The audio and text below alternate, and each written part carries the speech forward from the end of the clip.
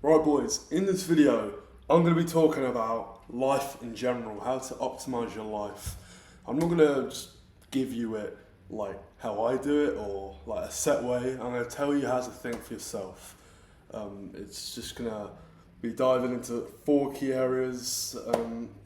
I might have been able to do this a little bit better. For example, I think finances, life setup, they sort of interlink quite a lot. I could have done like a socialization section, but I think a lot of that comes into life setup. And I think when you have the physical stuff right, the mental stuff right, the life setup stuff right, the finances right, I think you'd be in a much better position to go ahead and approach girls, for example. I will cover that, but I think this is a great example of optimizing your life for young guys, whether you're 18 to 25. This is the sort of point where you're first moving out by yourself, you get in the apartment, you got your own car, you're going down some sort of career or business. This is exactly what I have done for myself and it's paid dividends. We're going to start by discussing mental health.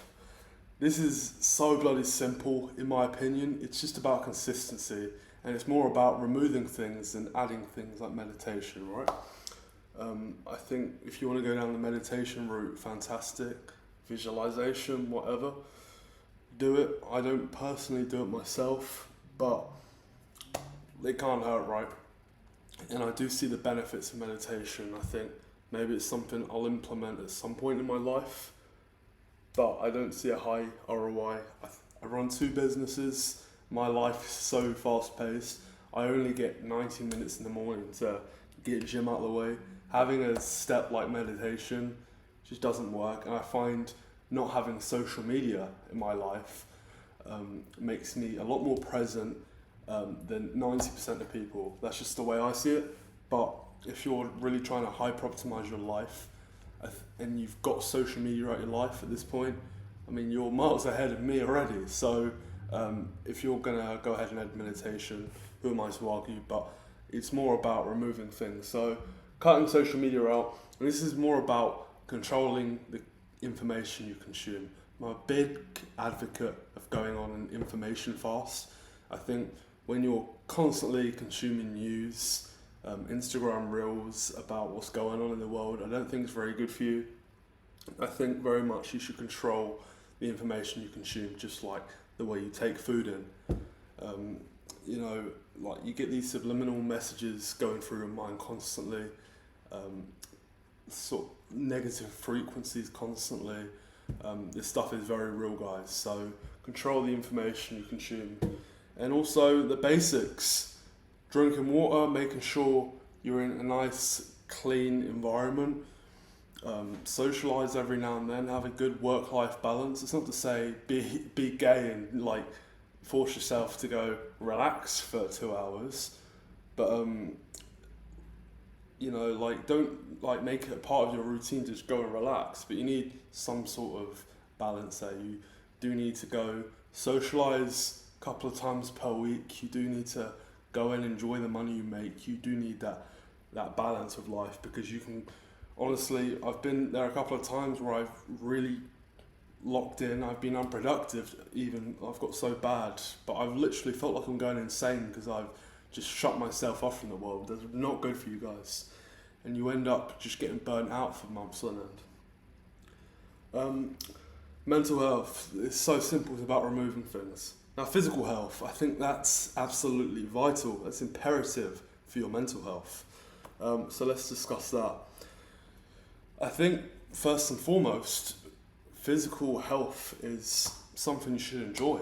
If you like playing football, go play football. I love boxing. I box a couple of times per week. But that being said, weight training, not many people enjoy it, but there's nothing more studied, there's nothing more scientifically backed than weight training. Like old people, like I've seen this recently, you get like 70-year-olds with like stronger legs are much less likely to go ahead and get dementia later in life. It's just an interesting thing I found out. Weight training, great for testosterone, it's great for good getting sleep. it's just great. It's how you build a good physique. It feeds into like when you start approaching women because you look more attractive. So weight training is something you need to be doing. You can build muscle with 2-3 days per week. Like when I was doing upper lower, which is 4 days, I was building more muscle than ever. But yeah, weight training 100%. Sprints are another great thing, great for testosterone, great for muscle production. I'm not a long distance guy personally. Sprints are just what work for me. And as I said, boxing, us guys need to be capable. It's good to be hit in the face every now and then. It will make a man of you as well. I remember the first 6 months of me going boxing. I was 14 years old. I was going up against 17-year-olds. I left the boxing gym crying pretty much every day. But I very quickly got used to it after that first year. And it's something I absolutely love now. But yeah, I just love the competitiveness of it, the health benefits, just the community of it. I think it's a very loving place, the boxing gym. Diet, I say this a lot in the channel. Don't overcomplicate it, but don't feel like you need to keep it sustainable.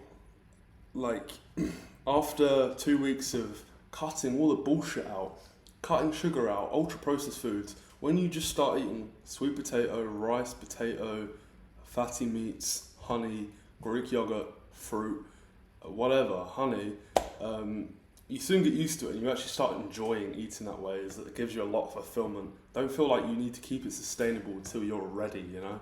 Because that day will never come if you think like that. I don't eat crap, guys.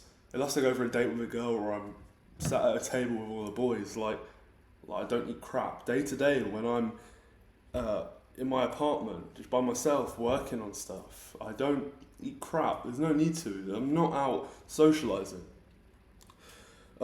Supplements, I do not like overcomplicating things, but it's undeniable. Creatine, it's the most researched supplement in the world. Creatine's great for muscle production. It has a compound effect, so you're not going to see any results after a month, but after 3 years of being on the stuff, you can have a lot more muscle because it compounds.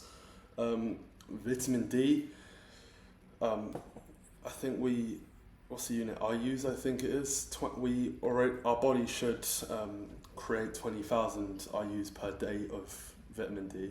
Like, this is bro science. I might have got that wrong, but I think that is the number and that is the unit.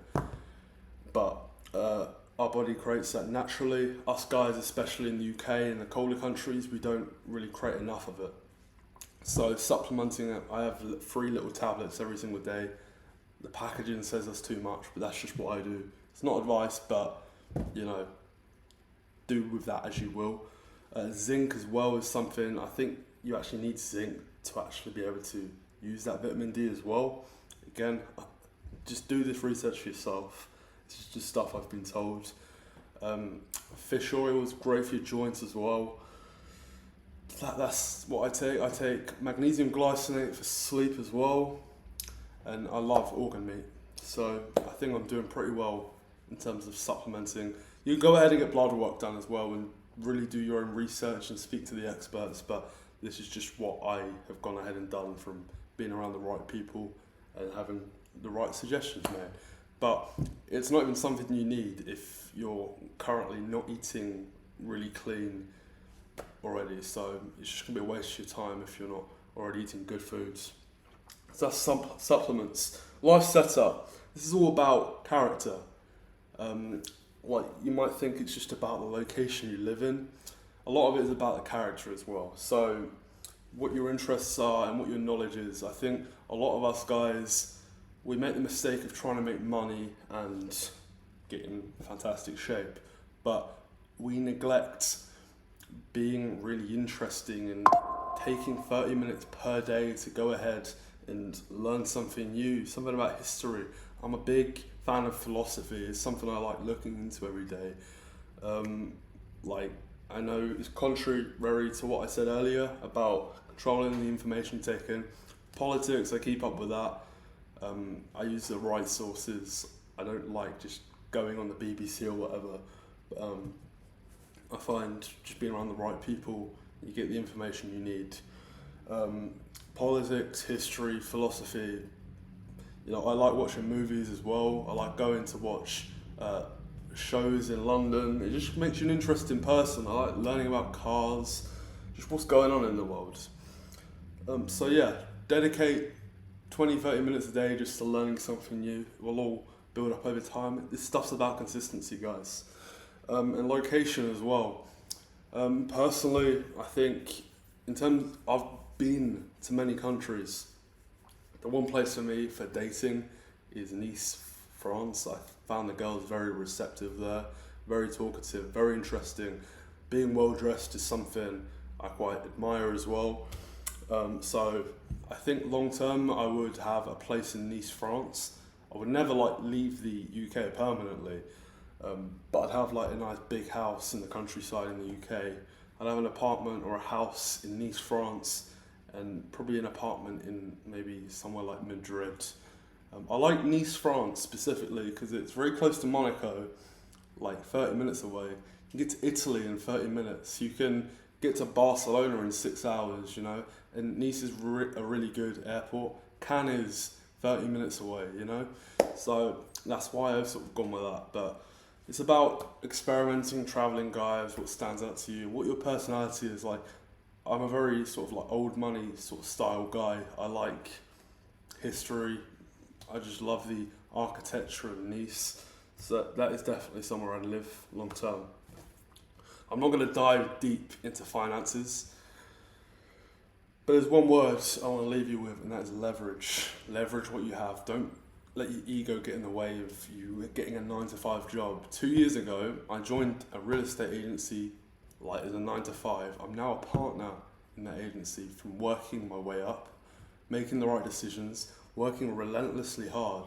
But if you want to go work in a warehouse for 3 years, work Christmas, work overtime, get 60k a year, and put 40k a year into a savings account, in 3 years' time you're going to have 120k sat there. That is the power of a 9-to-5 job, and it's only over 3 years.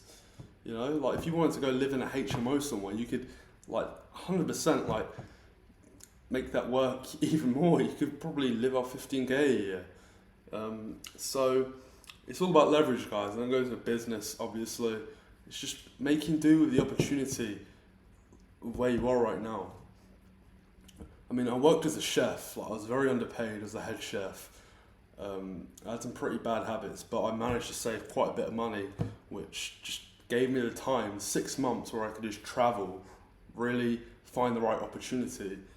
And that is just leveraging what you have. Don't be stupid and leave your 9-to-5 job when you've only got £500 in the bank account just because some douchebag on Instagram Reels told you you're a loser for working a 9-to-5 job. You need to start thinking like a man with responsibilities. You need to leverage what you currently have, and that is the number one lesson that I can give you guys. These feed into each other. I'll also say, I said about socializing and dating and stuff. The number one piece of advice I can give you is work on all this stuff, but just get used to speaking to new people and doing stuff that scares you. I used to sit there in the gym and just think about going and approach that pretty girl. It's a bit creepy actually. I would just sit there thinking about it, manifesting it, and not actually doing anything about it. Well, not manifesting it, because that would imply that I've actually done something about it, but just visualizing, daydreaming about going to approach that girl. Now I just do not give a fuck. I would just go up to a girl and say, hey, excuse me, I think you look really beautiful. Can I get your Instagram? It's as simple as that. I think you don't need anything special. I think the masculine thing is just going up to her and asking for her Instagram, telling her you think she looks good or you like the clothing she's wearing. You don't need to overthink it, guys. Especially in a town, a village area like I live in, girls are not used to it. The girls who live in my area, I think a lot of them are well dressed, they're pretty gorgeous. So I think they just appreciate just getting that compliment, because guys in my area, they don't approach girls, and it's going to be the same wherever you live. Whether you're in a city, I've sort of lived that city life, I've lived in a lot of villages. girls do not get approached ever, especially the really hot girls, the 9s and 10s. They especially do not get approached. So if you can just be that guy who actually has a pair of bollocks, you're gonna kill it, you know. And also, one thing I've learned is, you know, when you're a bit sweaty, you're a bit nervous, you're stuttering your words a little bit, it just shows you're authentic.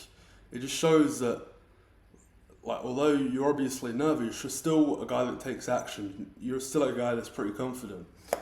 So I think that's a lot better than just being some Miami dick who, like, thinks of these stupid pickup lines and approaches 100 girls a day that seems really confident. It's quite obviously following a script. That those people are not interested. They're not interesting. Like, girls I've spoke to a couple of girls about this, and they don't find those guys very interesting. But a guy that's obviously pretty authentic, and is just being authentic and allows himself to be a bit vulnerable, he's going to do a lot better. He's going to come across a lot more interesting.